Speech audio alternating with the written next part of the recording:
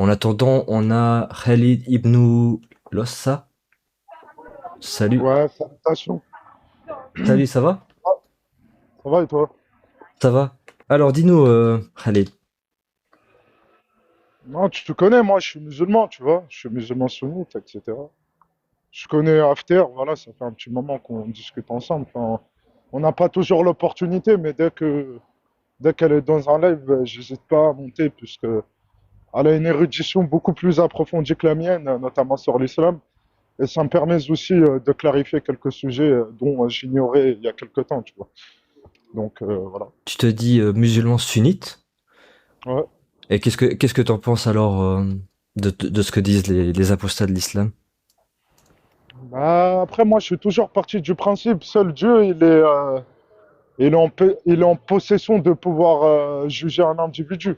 Tu vois, notamment sur les apostats, etc.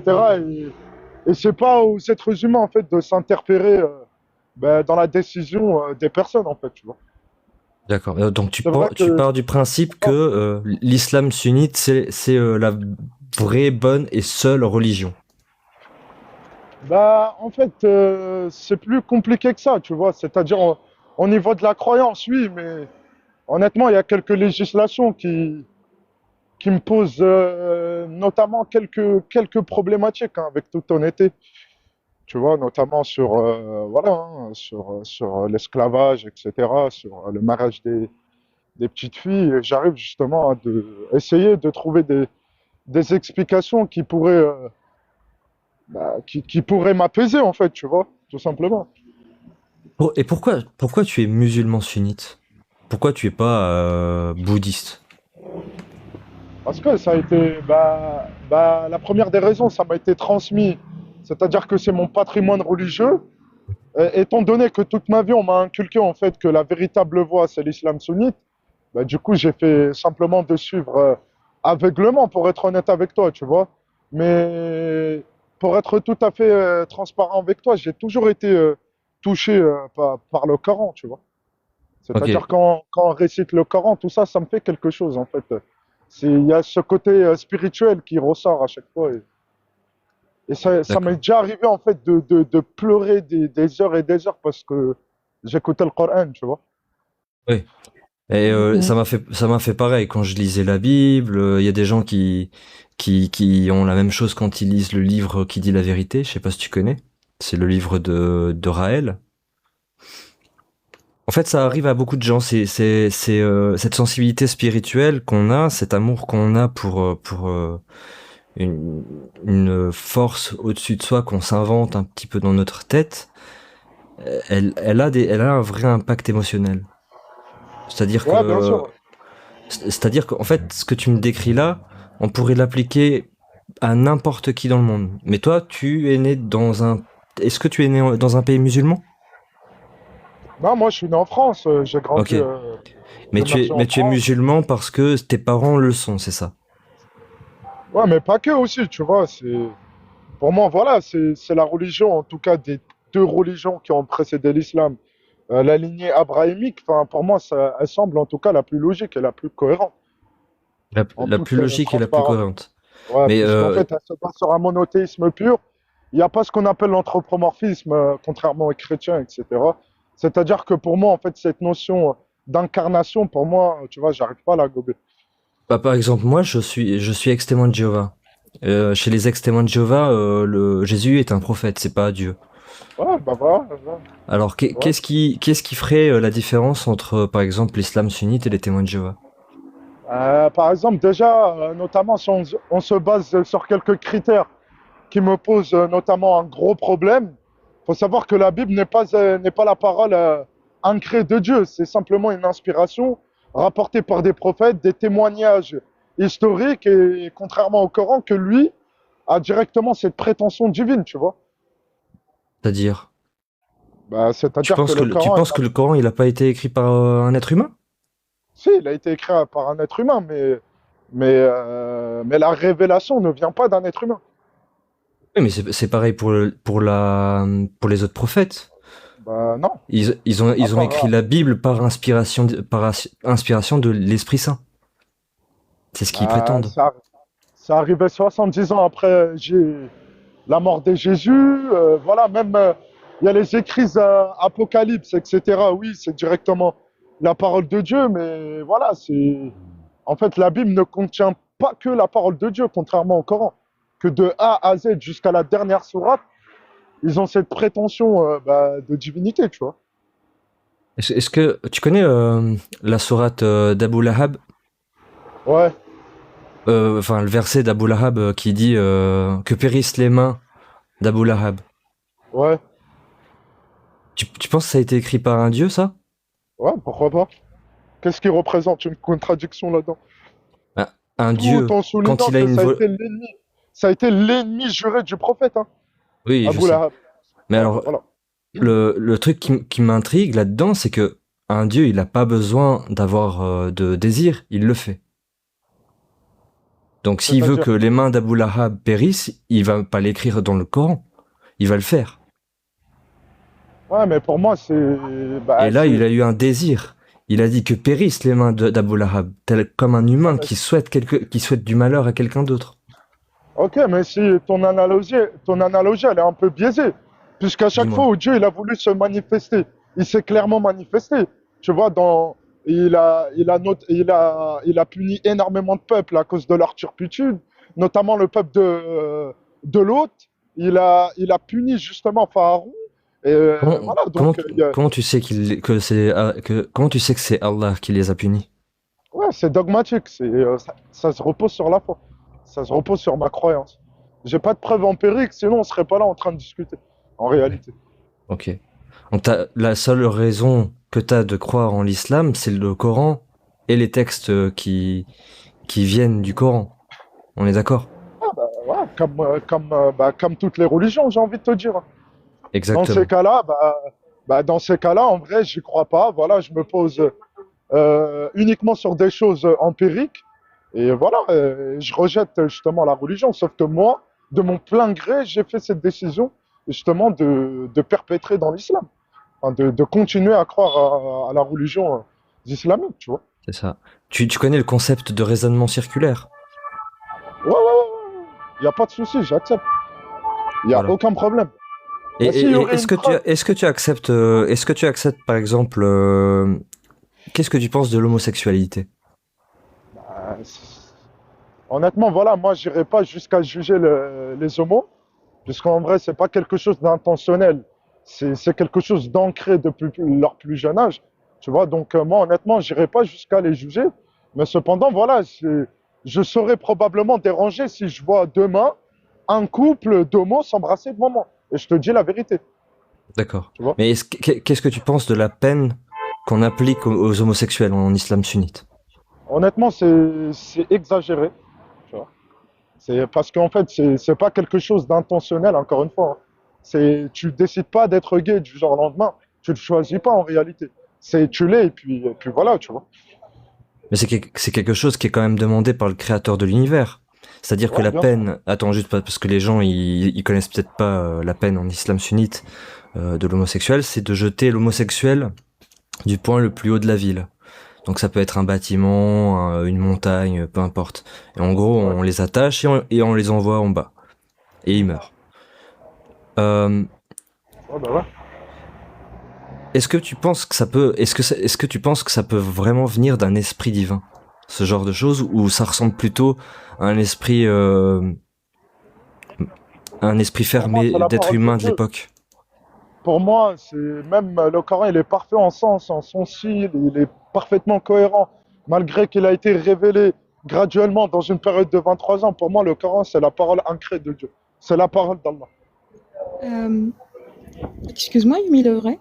Vas-y, dis-moi. Donc sur ce qu'il a dit, la parole d'Allah, donc elle est, donc Allah il ne se contredit pas dans le Coran, c'est ça? Bah ouais, Allah, il se contredit pas. Ok, d'accord. Yumi, est-ce que tu peux m'aider seulement Vas-y, dis-moi. à lire quelques versets? Est-ce que tu peux me prendre la sourate 11, verset 1, d'abord? Oran seul, ça va, comme source? Traduction de submission.org. Vas-y.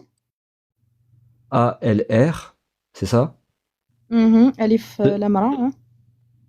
Ceci est une écriture dont les versets ont été parfaits, puis élucidés Hmm. Elle vient du plus sage, le plus connaissant. D'accord. Est-ce que tu peux prendre maintenant Sourate 3, verset 7? Ok, alors, Sourate 3, verset 7. C'est lui qui a fait descendre sur toi le livre. Il s'y trouve des versets sans équivoque, qui sont la base du livre, et d'autres versets qui peuvent prêter à interprétations diverses. Les gens, donc, qui ont au cœur une inclinaison vers l'égarement, mettent l'accent sur le verset à équivoque, cherchant la dissension et en essayant de leur trouver une interprétation, alors que nul n'en connaît l'interprétation à part Dieu. Mais ceux qui sont bien enracinés dans la science disent « Nous y croyons, tout est de la part de notre Seigneur. » Mais seuls les doués d'intelligence s'en rappellent. Donc, dans ces deux versets, il y a une contradiction claire. Donc, dans le premier, Allah, il nous dit que les versets sont explicites. Les versets sont... D'ailleurs, en arabe, c'est écrit fussilat. Fussilat, ça veut dire qu'il n'y a pas besoin d'interprétation et tout ça. Par contre, dans ce deuxième verset, Allah, il te dit clairement que il y a certains versets où il y a besoin d'interprétation. Voilà. Et je continue aussi le développement de cette idée. C'est que par exemple, là en ce moment, Daraba, c'est pas Daraba, donc par rapport à la 434, frapper, ce n'est pas frapper. Pourquoi, encore une fois, pourquoi on a besoin d'humains pour interpréter ça? Pourtant, encore une fois, je reviens vers le premier verset que j'ai donné, c'est Surat al-Hud, donc Surat 11, verset 1, Allah nous dit que les versets sont parfaits. Je te laisse avec ça, Yumi le vrai. J'espère que tu as compris ce que je voulais dire. J'ai tout à fait compris, bien sûr. Qu'est-ce que t'en penses, Khalid, toi? Bah, en vrai, si on part de ton postulat, par exemple, et dire que le Coran, il est très explicite, il n'y a pas besoin d'interprétation. Dans ces cas-là, en vrai, il faudra pragmatiser tous les mécréants. Puisque dans une sourate, il nous dit وَاقْتُلُوا الَّذِي لَا يُؤْمِنُ بِاللَّهِ وَالْيَوْمِ الْآخِرِ. C'est-à-dire qu'Allah subhanahu wa ta'ala, il a créé des mécréants pour que nous, on lui puisse, pour que nous, on puisse ensuite les pragmatiser à leur tour. C'est-à-dire que soit là, il y a une incohérence flagrante, tu vois, de la part de l'auteur qui a écrit le Coran, soit justement ça laisse place à une certaine interprétation. Et moi, je le vois comme ça. C'est-à-dire que moi, pour moi, impossible que Dieu il a pu créer des gens pour que nous, on les puisse les pragmatiser parce que on détient, soi-disant, la véracité d'une certaine idéologie. Tu vois? Mon ami, est-ce que je peux Ouais. te rajouter quelque chose? Bon, c'était pas ça le propos depuis le départ, mais c'est pas grave. Je te dis Ouais. juste que Allah se contredit dans le Coran. Je parle même pas genre en combien de jours la terre fut créée, tout ça. Ça, c'est un classique. Ce que je te dis, encore une fois, je te rajoute juste une information. Est-ce que tu sais c'est quoi Ouais. Hurub al-Ridda? Donc je vais traduire. C'est les guerres d'apostasie. Tu sais c'est quoi ou Ouais, pas? ouais. Ouais, ouais. Ça a été orchestré par qui? Par Abu Bakr, non? Abu Bakr as-Siddiq. Ouais, Pourquoi il ça, les a j'ai une orchestrés, bonne s'il te mémoire. plaît? Est-ce que tu connais l'histoire Non, voilà, exactement? je sais pas, je te dis la vérité, je sais pas. C'est simple, je t'explique. Ouais. J'espère que ça va sonner quelque chose dans ta tête, hein.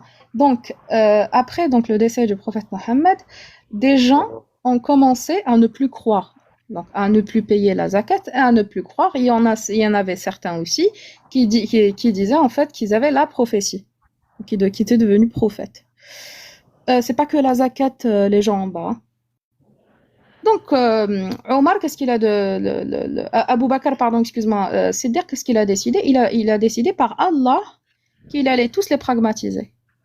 Donc, il a Ouais. induit, en gros, en fait, ces guerres-là d'apostasie. C'est pas pour une défense, parce que lui, il pensait, enfin, lui, hein, même les compagnons d'Abu Bakr, ils étaient réticents par rapport à ces guerres-là, donc à ces attaques-là. Donc, qu'est-ce qui s'est passé? Bah, en fait, il y a eu plein de tribus aux alentours qui s'étaient converties à l'islam par contrainte, qui ont quitté l'islam, bah, qui ont été malheureusement pragmatisés. Est-ce que tu peux faire le lien entre ce que tu as dit à l'instant et ce que je te raconte là? Euh, ouais, c'est bizarre. En fait, tu es clairement en train de me dire que ben, y a un verset coranique qui a été modifié. Et justement, ils l'ont orchestré pour que ben, ça soit avantageux ben, de leur part finalement. Non, non, ils ont pas. Moi, je le. Non, je te dis pas Ouais. qu'un verset a été modifié. Non, celui Ouais. dont tu parles, je crois que c'est Surat Tawbah, donc le verset 9, numéro 29 normalement. Qatilul ladhina, pragmatisez ceux qui ne croient pas en Allah et le jour dernier. C'est le 9, Ouais. 29. Non, ça c'est par rapport à une autre histoire. Ça c'est par rapport à l'Jizya. Tout à l'heure, on va en parler peut-être. Hein. Donc, selon Yumi, bien sûr, je vais me taire après. Je vais laisser quand même l'autre parler. En fait, ici, qu'est-ce que ça te fait? Tu m'as dit en fait que si on prend pas les interprétations, donc on doit aller pragmatiser les gens. Est-ce Ouais. qu'à l'époque du premier calife, donc Abu Bakr Siddiq, il y avait les interprétations ou pas? Non. La réponse est Bah non. non, ça arrivait bien après. Merci beaucoup. Donc, c'est arrivé bien après. Ok. Ouais. Donc, les interprétations, c'est les circonstances généralement de révélation. C'est aussi simple que ça. Il nous donne un certain contexte. Donc, par rapport au verset que tu m'as cité, le 9-29, donc, Hmm. combattez ceux qui... Et, donc, pragmatisez-les. J'essaie de faire attention à TikTok non, aussi.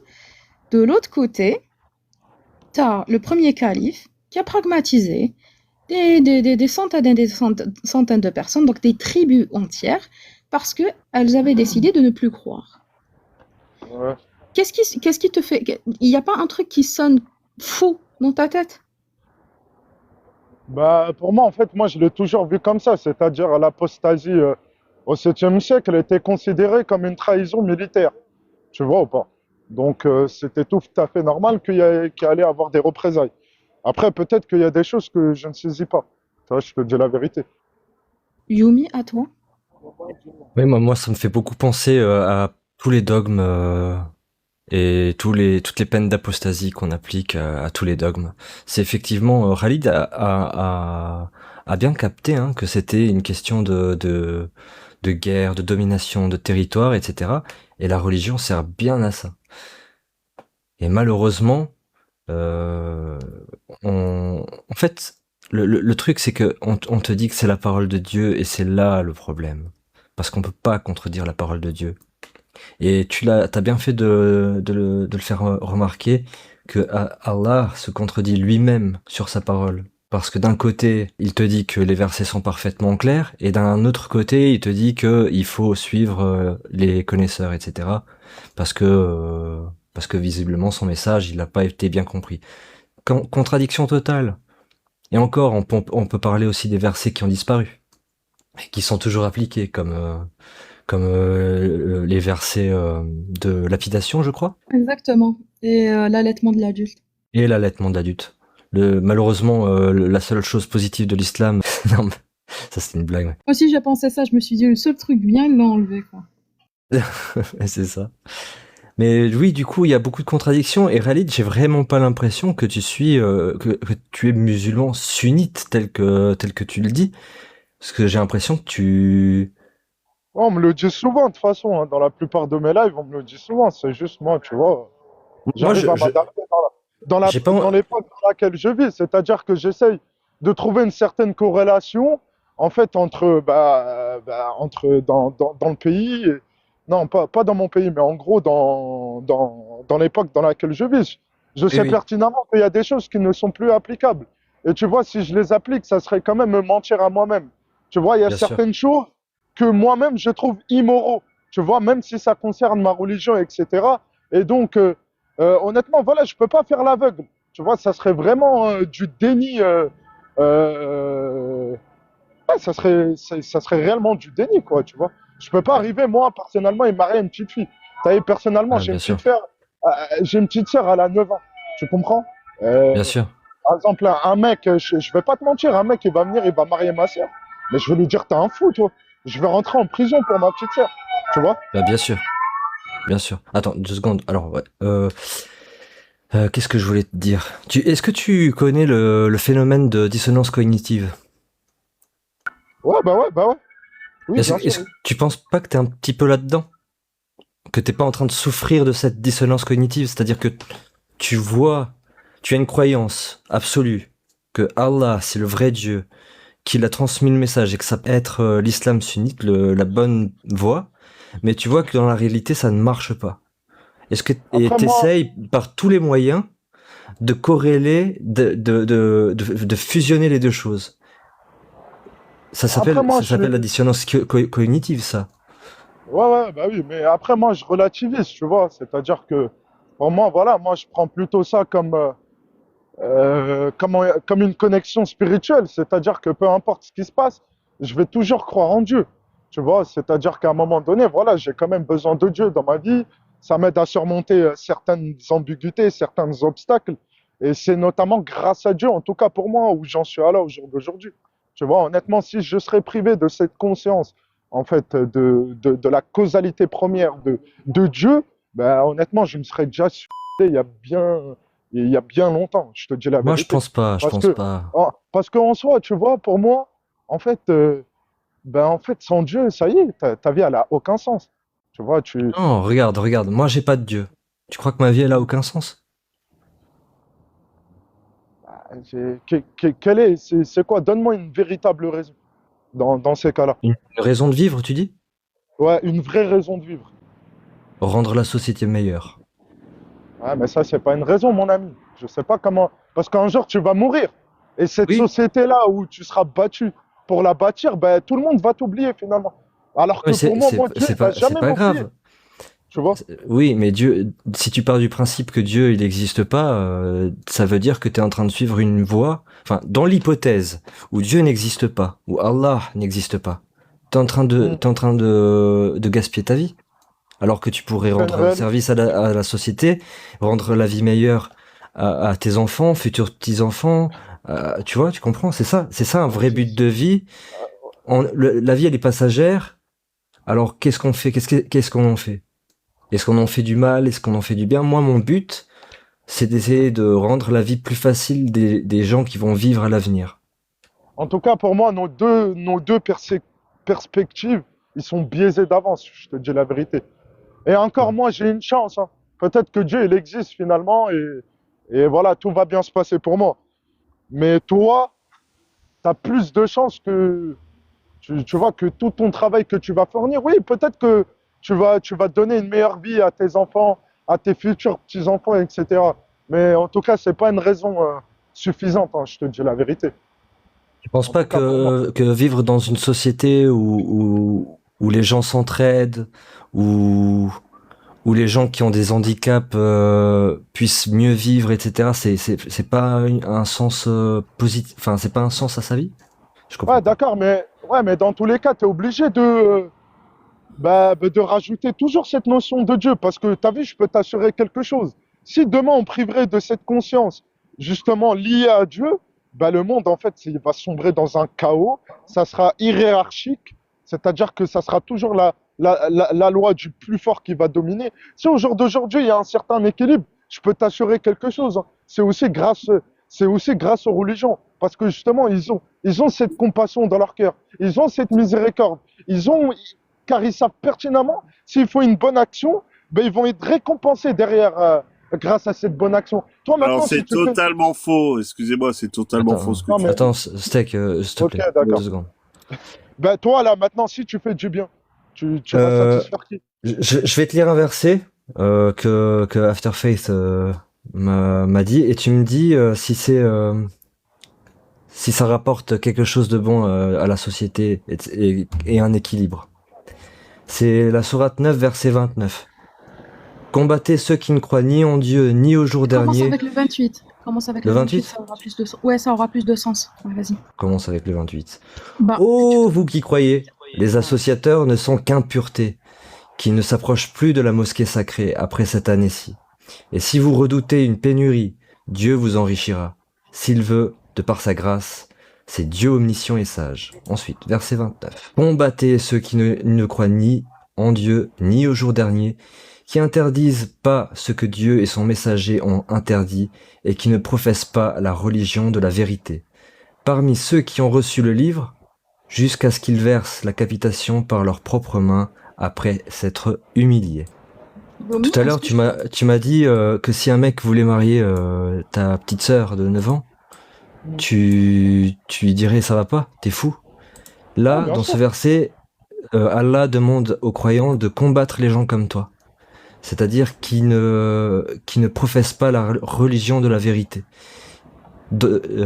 Qui interdisent ce que Dieu et son messager, non, qui n'interdisent pas ce que Dieu et son messager ont interdit. Donc tu vas à l'encontre de la parole d'Allah en faisant ça. Bah, tu sais quoi, c'est pas grave. Il n'y a aucun problème. Khalid, Je- il y a un truc plus important par rapport à ce Ouais, verset. Smahli khoya pour t'expliquer ouais, un petit peu ouais, plus, hein, si tu permets. ouais, bien sûr. Tu sais que cette sourate, elle a abrogé presque la totalité des versets qui sont plutôt pacifiques. Donc il faut retenir cette information aussi, Youlou. Vas-y, je te laisse. Désolée. Moi, dans tous les cas, on a beau dire ce qu'on veut. Dans tous les cas, la moralité est quelque chose d'objectif. T'as beau tourner dans tous les Subjectif. sens. Hein, comment? Subjectif. Non, non, elle La- n'est pas subjective, la moralité. C'est-à-dire? J'ai fait longtemps un travail là-dessus et pour moi, la moralité est objective. On sait Comment tous ça? que c'est le bien et le mal en réalité. Tu vois? Non. Alors, par exemple, moi, je pense que marier une petite fille de 9 ans, c'est mal. Mais il y a Ouais, des ben moi gens aussi. qui trouvent ça moral. Ouais, ben moi aussi. Je suis comme toi. Alors, tu vois Pourtant, je bien suis que musulman. tu vois Ben, bien je suis comme que... toi, je suis musulman. Donc, on pourrait en conclure quoi finalement? Que la moralité est quelque chose d'objectif. Nous sommes d'accord si tu viens en aide à un pauvre ou à un indulgent. C'est quelque chose de bien ou de mal finalement? C'est bien. Ben, c'est bien. Frapper quelqu'un pour aucune raison. Est-ce que c'est bien ou mal? C'est mal. C'est mal. Donc voilà, on est d'accord sur l'objectivité des choses. Et frapper quelqu'un pour une raison. Par exemple, si elle refuse de coucher avec toi. C'est bien ou c'est mal? C'est mal. Bah, c'est pas ce que dit l'islam sunnite. C'est mal. Moi, je m'en fous, moi. T'as vu, moi, je m'en fous. Si ta femme refuse de coucher avec toi, Allah t'ordonne, et je dis bien t'ordonne parce que il y a beaucoup de gens qui disent te permet, mais en vrai il t'ordonne de la frapper. Non. Moi, honnêtement, moi, En plus de ça, les honnêtement, anges vont la maudire. ok, moi, tu veux que je te dise une vérité, jamais je frapperai une femme. Pour la Comment simple ça se raison fait? parce que j'ai une Comment ça se prédominance fait? physique sur elle.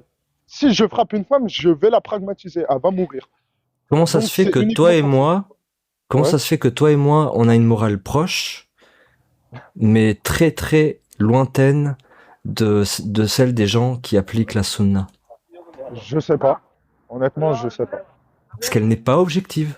La morale, ce n'est pas quelque chose d'objectif. La morale n'existe même pas en réalité. Ce qui existe, c'est qu'on a un sens moral. C'est-à-dire que on a l'impression de faire le bien, on a l'impression de faire le mal, on a des intuitions. Parfois c'est bien, parfois c'est mal. Parfois on fait des choses qu'on pense être bien, et en fait finalement ça a des mauvaises conséquences. C'est ça le sens moral. Mais la morale objective, ça n'existe pas. Elle existe, c'est juste les gens, ils se fardent de la réalité. Mais en réalité, elle existe, la moralité objective. Moi, je te le dis. Alors prouve-le. Parce que je viens te le prouver il y a un instant. C'est juste. Tu viens de me prouver que on avait la même morale, mais que les Ouais, gens qui appliquent la sunna ont une morale contraire à la ouais. nôtre. Ouais, mais en vrai, c'est Becky a Donc raison. Elle a- Non, c'est mais nous qui attends, mais sommes dans attends. le tort. Non, on n'est pas dans le tort. Je peux t'assurer un Ah, truc, on n'est pas dans le tort, moi et toi. Tu sais pourquoi on n'est pas dans le tort? c'est les gens qui suivent la sunna qui sont dans le tort alors. Non, non, non, mais tu sais pourquoi on n'est pas en tort? Parce qu'on se base sur des choses logiques, empiriques. Oui. Et les gens qui Voilà. suivent la sunna, qui Bah, se basent sur une morale objective, ouais. c'est pas mieux que ils sont pas dans le tort. Pour moi, en tout cas, il y a une certaine ambiguïté concernant ça. Ouais, C'est-à-dire sur le fait de frapper une soit femme. Si nous, tu... on n'est pas dans le tort. Tu nous as dit parce qu'on se base sur de la logique et des faits empiriques. Je suis d'accord Ouais, avec toi. Mais les gens qui appliquent la sunna et qui font ces choses-là que nous, on ne tolère pas, ouais, qui suivent la morale objective, comme tu l'appelles, ouais. bah, ils sont dans le tort ou pas? On peut pas avoir raison tous les deux en même temps. Ouais, on ne peut pas avoir raison, c'est une réalité. Soit l'un, soit l'autre. Soit on a d'autres perspectives et on voit les choses très différemment. Mais ça ne nous empêche pas d'avoir tort l'un et l'autre. Peut-être que toi, tu as raison, et peut-être qu'eux aussi, ils ont raison finalement. Tout dépend Ah comment tu non, te non, situes. non. On peut pas avoir raison les deux en même temps. Bah si, C'est un des principes de la rationalité. On peut pas dire une chose est vraie et fausse à la fois. Bah, dans ce cas, explique-moi si je mets un 6, d'accord? Bah, toi, tu vas voir un 6 et moi un 9, dans ces cas-là. Oui? Pourtant, nous deux, on a raison, non? C'est Non? juste, on ne voit pas les choses de la même manière. C'est forcément un 6 ou un 9. Et il faut appliquer une méthodologie pour savoir si c'est un 6 ou un 9. Mais ça peut pas ça peut pas être les deux en même temps. Ouais. Après, tu vois, moi, je sais pas. Moi, je demande juste, tu vois, la guidance et je sais en tout cas ce que c'est le bien et le mal, t'as vu? J'ai pas besoin d'un dogme. Enfin, si, quand même. Mais en gros, j'ai pas besoin de préceptes pour savoir ce que c'est le bien et le mal. Tu vois? Je sais ce que c'est le bien et le mal. Je suis d'accord avec toi. Tu vois? Et heureusement que tu n'appliques pas la sunna. Et je pense que cela fait de toi un très bon être humain. Voilà. Enfin, on essaye en tout cas. Voilà. Mais par contre, je suis désolé pour toi, mais il y a des chouyours, des gens de la Oumma, qui vont dire que tu es un mauvais musulman.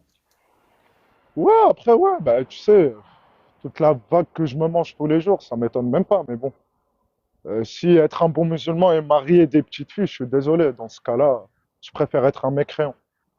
Je te dis la vérité. Bah, réfléchis à notre conversation, Dans et ces puis cas-là. tu pourras repasser quand Il tu n'y a pas de veux, souci. Après, Khalid. j'ai l'habitude, hein. Ça fait 3-4 mois, je débat avec les gens. Je sais pas. Je sais parfaitement c'est quoi votre méthodologie. Je sais parfaitement ce qu'ils peuvent, comment ils rebondissent, enfin, certains musulmans, etc. Mais moi, tu vois, je me fais mon propre opinion et c'est le plus important, tu vois. Après, voilà, c'est tout. Pour moi, t'as déjà apostasié, mon ami. T'as déjà Ouais, c'est apostasié. pas. Il n'y a pas de problème. Si je suis un Bienvenue dans la apostat, confrérie. ouais, on est des cofards et c'est comme ça, nique sa mère, hein. Tu verras, y a pas, je te promets, il n'y a pas besoin de Dieu pour être heureux et pour avoir un sens à sa vie. Vraiment. Au contraire, depuis que j'ai arrêté de croire en Dieu, les choses deviennent beaucoup plus limpides, je me sens beaucoup plus heureux, j'ai beaucoup moins peur de la mort, je vis beaucoup plus sereinement.